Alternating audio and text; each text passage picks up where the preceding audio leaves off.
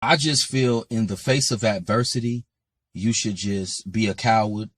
You should sit on your behind and feel sorry for yourself and do nothing. A lot of men think that they can't express themselves. They think that they have to remain strong all the time. You can't remain strong all the time in life. Sometimes you just gotta sit on your behind and be a bitch, you know.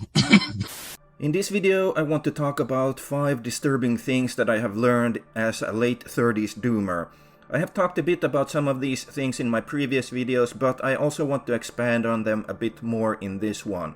My first point would be that the universe seems to be somewhat deterministic, at least on a macro level or on a human level.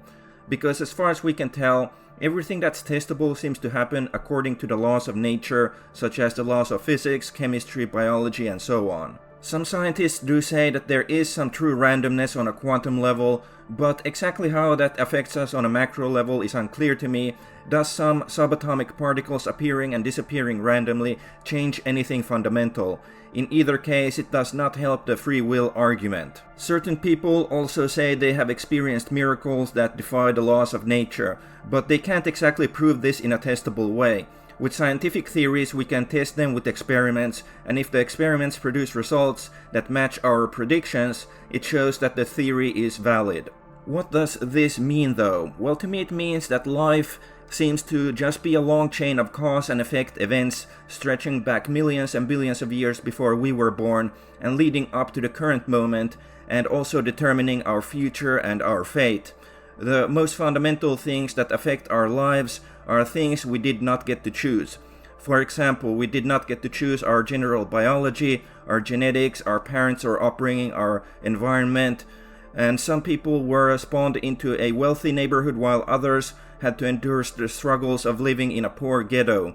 I'm not saying that it's impossible for a poor person to ascend or that a wealthy person cannot descend, but every environment has its own limitations and advantages. This brings me to my second point, that success in the conventional sense at least is largely determined by luck.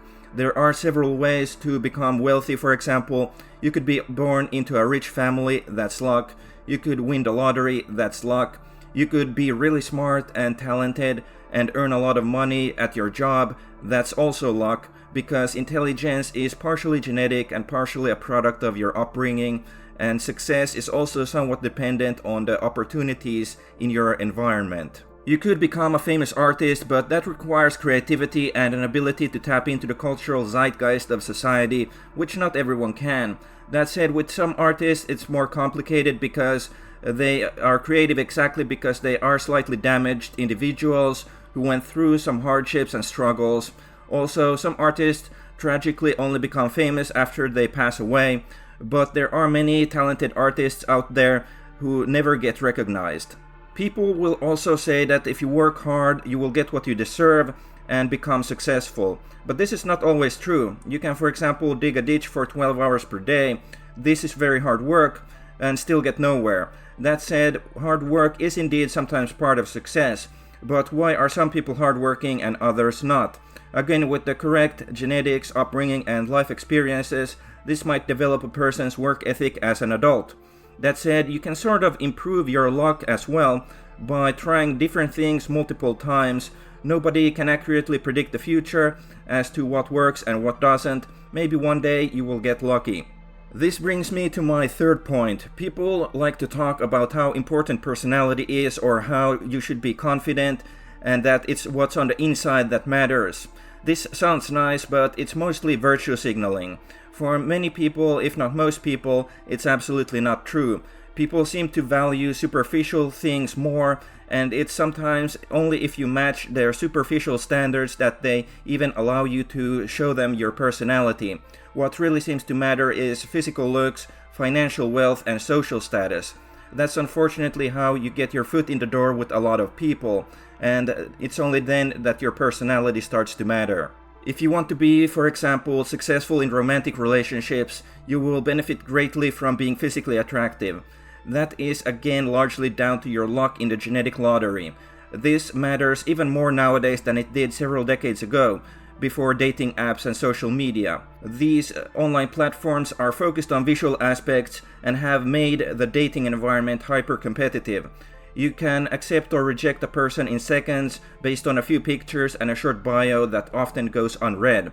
Nobody can communicate the depth of their personality with a few pictures. But for example, women do get hundreds or even thousands of men contacting them on these apps, and they understandably could not get to know all of them even if they wanted to, so they have to filter out the so-called undesirables somehow, and that is usually due to their visual appearance.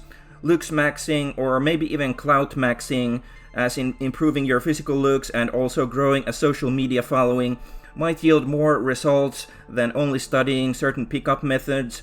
That's if you plan on trying out your luck in the dating game of the current year, but many men have given up on this already.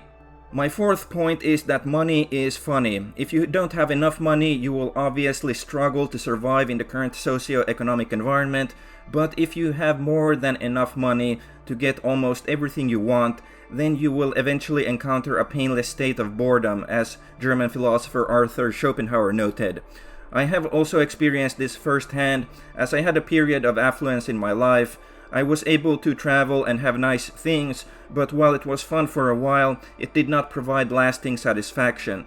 The most useful thing money provided me was some sense of security and comfort, and less stress about financial issues. Finally, my last point is what I have said many times in my videos, that this world is some kind of hell realm. This is a place where suffering is guaranteed for everyone to some extent. Some suffer more, some suffer less, but it seems almost entirely arbitrary as to how this suffering is distributed. Innocent children can get bone cancer, while serial killers evade police for decades. This is a place where we have to work hard to survive, only to pass away in the end and lose everything we worked for. It's entirely absurd and a bit pointless. That said, I am not a nihilist, as I do believe suffering is meaningful, as in it is a bad thing, and alleviating suffering is a good thing. Prevention is, however, better than a cure, so my main contribution will be to not bring any more innocent souls into this world. Remember to like and subscribe, and let me know your thoughts in the comments. See you in the next video. Okay, thanks, bye.